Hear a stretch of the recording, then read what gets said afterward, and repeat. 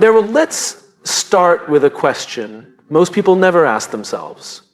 Why do I want to be excellent? Not how, not what, not when, but why? It's the kind of question that makes people pause. Because we're taught to chase success, but rarely are we taught to define the meaning behind it. We're handed tools, strategies, 5 a.m. routines, planners, apps, checklists. But if there's no why behind the effort, it all becomes empty motion. Excellence isn't a trophy. It's not measured in applause, status, or salary. It's not a goal to be reached one day when you've finally made it. Excellence is something far deeper. It's something internal. It's a commitment, a personal standard that reflects who you are when no one is watching. Most people think of excellence as something grand, something epic. But excellence doesn't show up once a year. It shows up every single day. And the only reason someone keeps showing up for that kind of pursuit is because they're connected to a deeper reason, a cause, a belief, a why. Think about the people who inspire you not because of their success, but because of their consistency, their humility, their quiet commitment. These people don't wake up each morning thinking, how can I outperform everyone today? They wake up thinking, how can I live the values I believe in?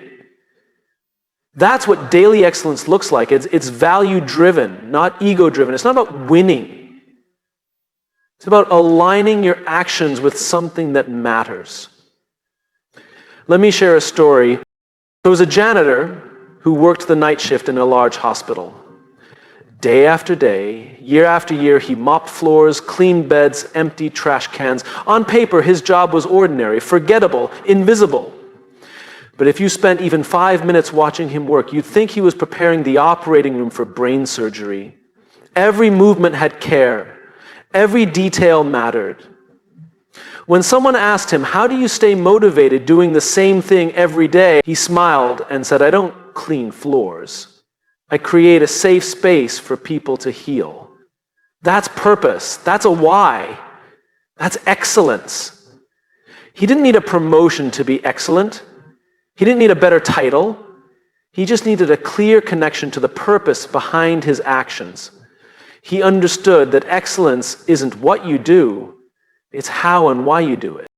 So many of us are chasing the outer layers of success, thinking that if we just get that one opportunity, if we just reach that one level, then we'll commit to excellence. But that's backwards. You don't wait for excellence to find you, you bring it with you. And you can only do that if you know why you're pursuing it in the first place. Ask yourself, why do I want to be excellent? If the answer is to be better than others, that motivation won't last. The moment someone else outshines you, you'll crumble. If your reason is to impress, to prove, to earn validation, then your excellence is built on shaky ground. You'll be a slave to performance. And performance without purpose always leads to burnout. But if your reason is deeper, if you believe in serving people, in honoring your craft, in living with integrity, then you'll find a kind of strength that doesn't fade, because now you're not working for attention, you're working for alignment. And here's the truth. When your work is aligned with your values, it becomes sacred, even if it's small, even if no one sees it, even if it's repetitive. When you stop measuring your worth by results and start measuring it by intention, the people who master daily excellence don't do so because they're the most talented. They do so because they're the most anchored. They've rooted themselves in something real, something unshakable, and that something is always purpose. You see, when you start with why, everything else falls into place. You don't need to be told to work hard. You want to work hard. You don't need to be reminded to care. You choose to care. You don't need external motivation because your reason is internal. That's the difference between chasing greatness and embodying it. Daily excellence is not glamorous. It's not flashy. It's quiet. It's often boring. It's the decision to give your best even when you don't feel like it. It's the choice to be kind when you could be careless. It's the discipline to stick to your principles even when shortcuts look tempting. And it all begins with a question. Why am I doing this? If you're feeling lost, burnt out, overwhelmed, don't look for better tactics, look for a better reason. Return to your purpose.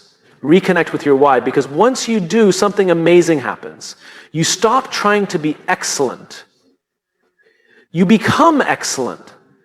Not because you've arrived at some final destination, but because you've chosen to live by design, not by default. And when you live by design, every moment becomes an opportunity. Every task becomes meaningful. Every day becomes a canvas on which you paint your values.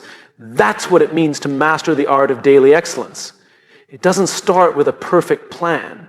It starts with a reason worth waking up for. When we think about the people we admire, the mentors, the leaders, the athletes, the creators, there's one thing they all have in common. It's not just how great they are in one moment. It's how consistently they show up, day after day, regardless of the circumstances. It's not their intensity that impresses us most. It's their discipline. We've all been taught to believe that breakthroughs come from big moments, the grand gestures, the all-nighters, the heroic efforts. And yes, intensity has its place. It can create momentum, it can turn heads, it can spark a change. But intensity fades. It burns hot and then cools down. Consistency, on the other hand, is quiet, steady, unimpressive to watch, but unstoppable in its impact. Here's the irony. Most people are willing to sprint, but very few are willing to walk the same direction every day. And yet, that's how real growth happens. Not in a single moment of brilliance, but in 1,000 small choices stacked together over time. Think about brushing your teeth. You don't do it for 2 hours once a month and expect results. You do it for 2 minutes twice a day. It doesn't look dramatic. No one claps when you do it. But if you stop, the consequences eventually show up slowly, then all at once. It's not the intensity of the action that matters, it's the consistency of the habit. It's the same with anything worth mastering. Your health, your mindset, your craft, your leadership. Excellence isn't built in marathons, it's built in inches. Let me tell you a story. There was a teacher who used to give a writing assignment every single day to her students. Just 1 page. Nothing fancy, just show up, write something, and turn it in. One student, frustrated, asked, "Why are we doing this every day? Wouldn't it be better if we just wrote 1 amazing essay a week?" And the teacher smiled and said, "I'm not trying to teach you how to write 1 great essay. I'm trying to teach you how to become a writer." That's the power of consistency. It doesn't just produce results, it transforms identity.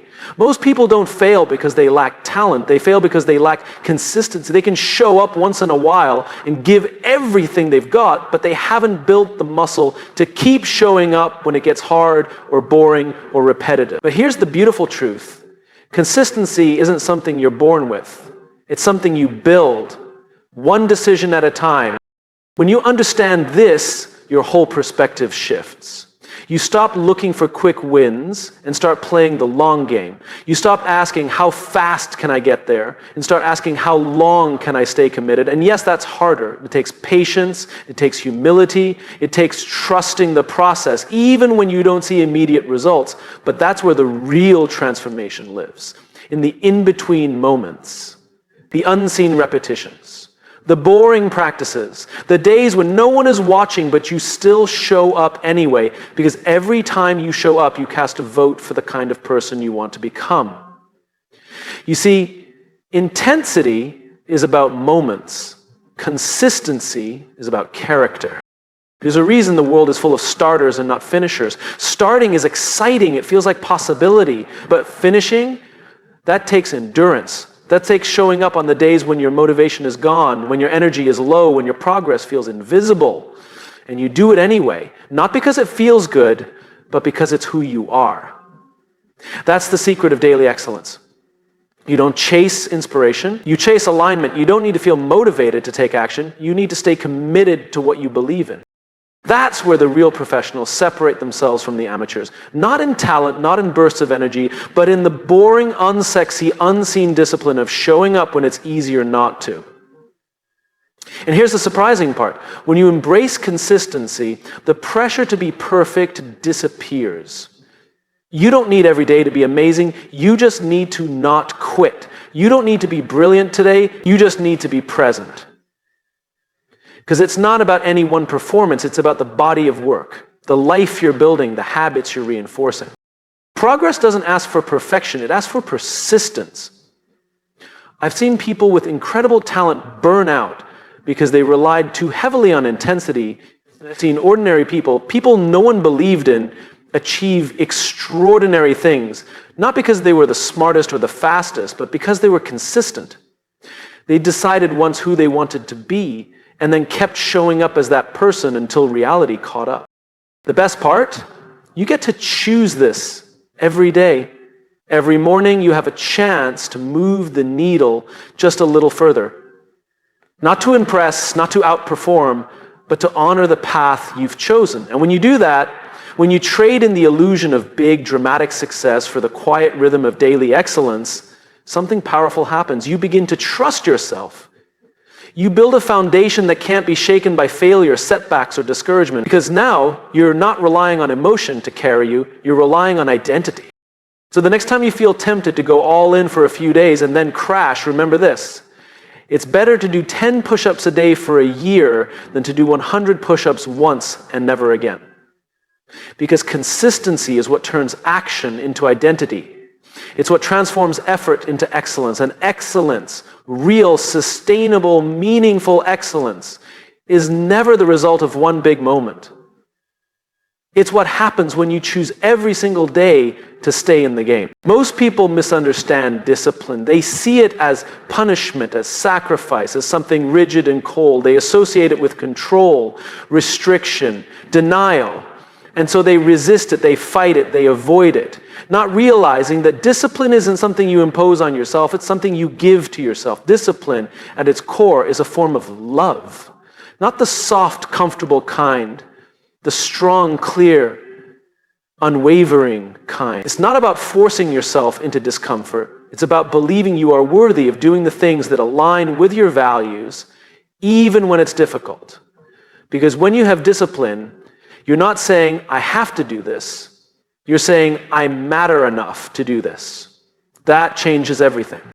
We live in a world that glorifies hustle, but ignores the deeper conversation. Discipline isn't about grinding yourself into the ground. It's about showing up for yourself again and again because you know you're worth the effort. It's not punishment, it's protection. It's not harsh, it's empowering. The question isn't, can you stick to a schedule? It's, do you care enough about your life to live it with intention? If you think about someone you respect, someone with quiet strength, someone grounded, I guarantee you that person has discipline. Not because they're trying to impress anyone, but because they made a decision long ago to live in alignment with who they want to be. They honor that decision, not just on the good days, but on the hard ones too. Because they understand something that most people miss. Discipline is the highest expression of self-respect. When you skip the workout, when you snooze your alarm for the 6th time, when you put off the project for just one more day, it's not just a missed opportunity. It's a quiet message to yourself. This can wait. I can wait. My growth can wait. And over time, those little messages compound. They become your story. You start to believe that you're someone who doesn't follow through. And once that belief sets in, it's hard to shake. But the opposite is also true.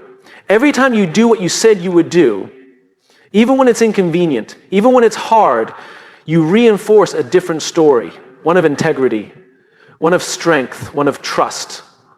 Discipline, in that sense, is not about control. It's about freedom, the freedom that comes from knowing you are dependable to yourself. Because here's the uncomfortable truth. If you don't trust yourself, nothing else matters.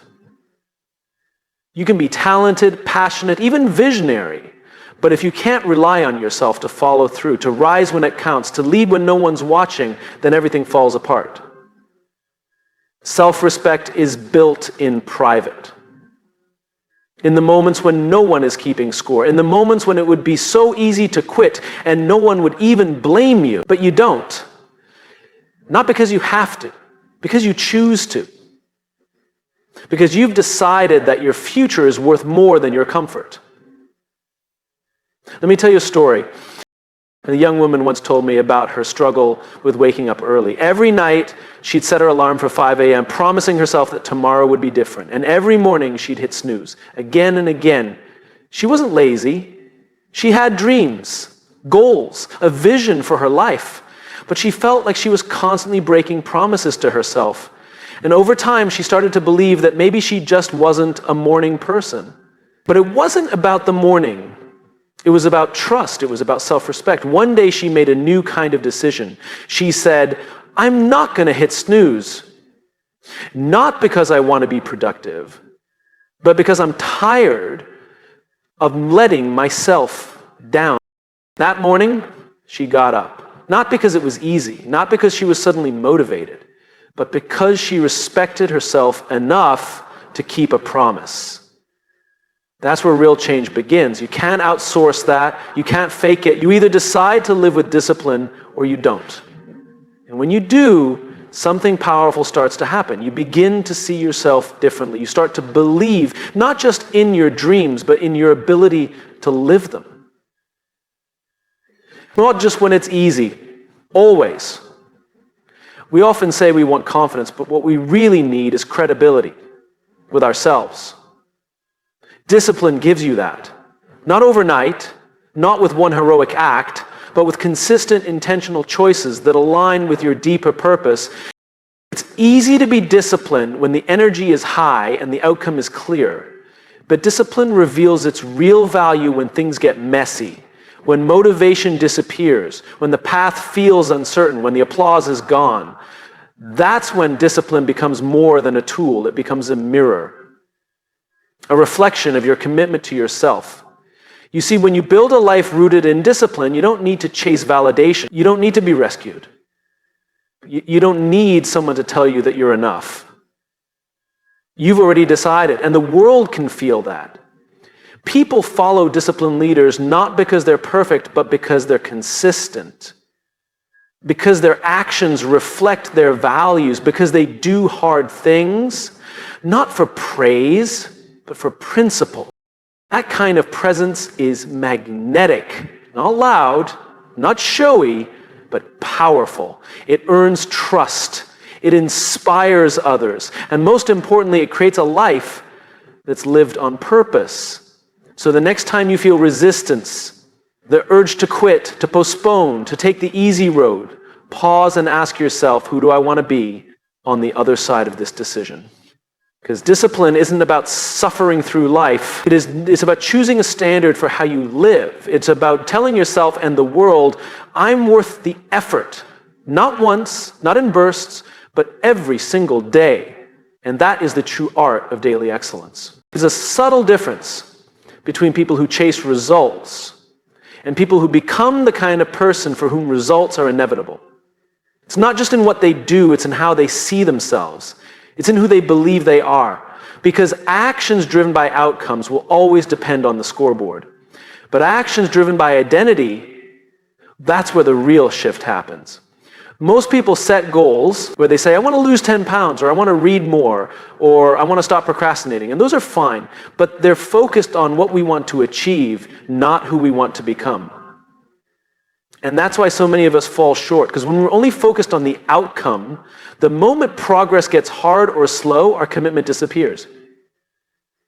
But what if instead of chasing outcomes, we asked a different question, who do I want to be? That question cuts deeper. It forces clarity. It moves us from performance to purpose. Because if you see yourself as someone who values health, then working out isn't just a task on your calendar, it's a reflection of your identity. If you see yourself as a writer, then writing daily isn't a chore, it's who you are. If you see yourself as a leader, then showing up with consistency, empathy, and responsibility is not an obligation, it's your nature. That's the power of identity. It turns effort into alignment. And when your habits align with your identity, they become sustainable. Because you're no longer forcing yourself to act, you're expressing who you are.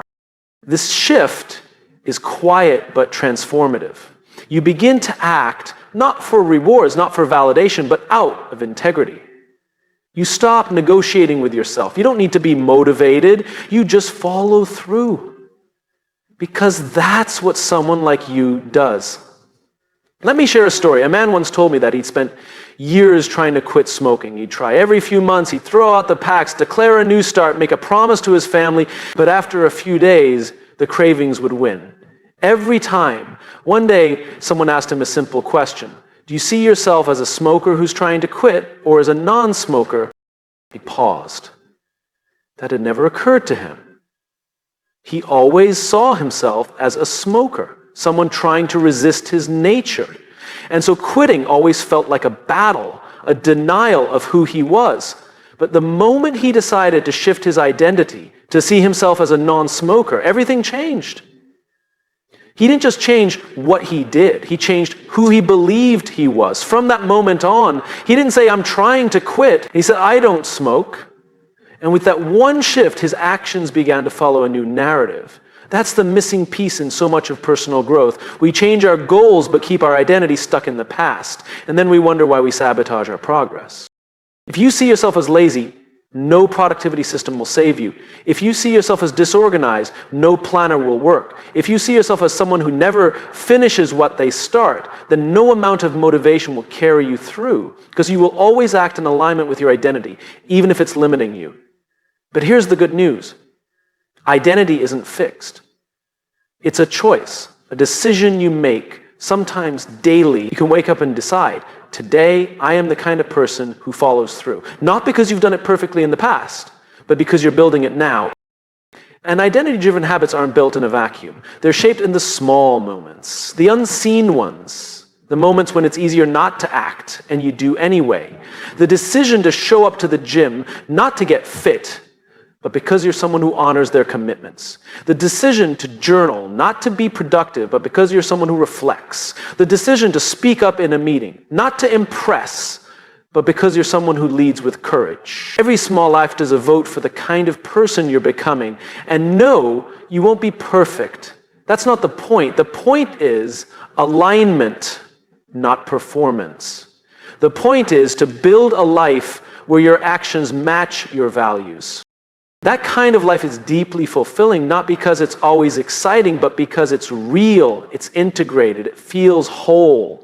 Because let's be honest, the gap between who we are and who we pretend to be is where stress lives. And when we live from our true identity, when our habits reflect that, we experience something rare, peace. But peace doesn't come from avoiding discomfort, it comes from becoming someone you can rely on. And that reliability is built not in dramatic leaps, but in repeated votes for your identity. It's the decision to be someone you respect. This is why daily excellence isn't about striving harder. It's about becoming more aligned with who you already are at your best. It's not a competition, it's a return to integrity, to truth, to purpose. So if you're struggling to stay consistent, don't ask yourself, how do I force myself to act? Ask, who am I choosing to be today? Because once you're clear on who you are, the actions take care of themselves. And suddenly, the habits that once felt heavy begin to feel natural. Not easy, but right. You're no longer chasing results, you're living from identity. That's the real power behind the art of daily excellence. We all admire the mountain climber standing at the summit, arms stretched in triumph. But few of us want the slow, aching steps that got them there, one after another, hour after hour, often in silence, often in pain. But it's not the summit that builds the climber, it's the journey up the mountain. And that journey doesn't begin with a leap. It begins with a single deliberate step. It's easy to get overwhelmed when we look at the top of the mountain, the distance, the effort, the time it will take. And in that overwhelm, we often stall before we even begin. But the truth is, you don't have to climb the whole mountain today, you just have to take the next step. Excellence lives in that next step.